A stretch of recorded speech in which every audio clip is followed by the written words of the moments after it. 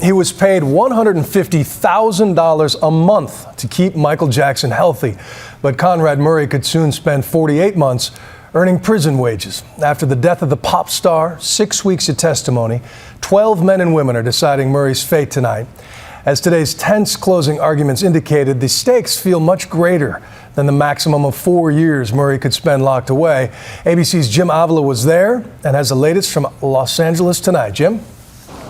Bill, there was no holding back from either side today in closing arguments. This was street fighter litigation, with the prosecution blasting Conrad Murray as incompetent, saying that his mistakes and his negligence led directly to Michael Jackson's death, while the defense contended that in fact it was Michael Jackson and his terrible lifestyle that killed Michael Jackson. For Michael's children, this case will go on forever because they do not have a father. It was the Jacksons not in court who dominated the emotional opening act of the district attorney's closing arguments. The prosecution, searching for a sympathetic victim, turned away from Michael Jackson's mess of a life and instead to the innocence of his children. They do not have a father because of the actions of Conrad Murray. The prosecutor weaving a story of a Michael Jackson who wanted to clean up his life and hit the concert tour so his children would see him perform and he could settle down with them. But on June 25, 2009, a hired hand, say prosecutors, the $150,000 a month Dr. Conrad Murray killed Jackson and his dream. He hit the lottery. He was going to get $150,000 a month. Michael Jackson trusted Conrad Murray. He trusted him with his life. He paid with his life. Prosecutor David Walgren blasting away at Conrad Murray's negligence and mistakes. Each and every day, Conrad Murray violated that sacred trust premised on that hallowed relationship between a doctor and a patient. And they hammered away at Dr. Murray's decision to delay calling 911.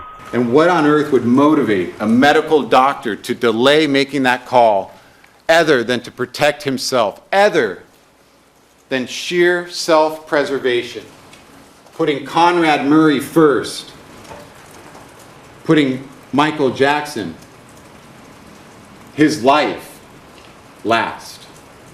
I think everyone agrees Dr. Murray messed up.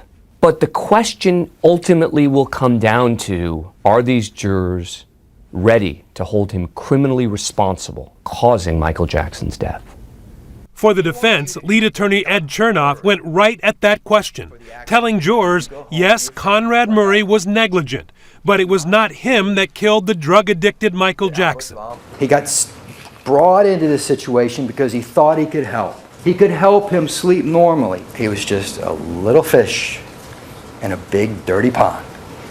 And Chernoff told jurors Conrad Murray is being held responsible for what Michael Jackson did to himself, that may belong in front of a medical review board, but not in criminal court.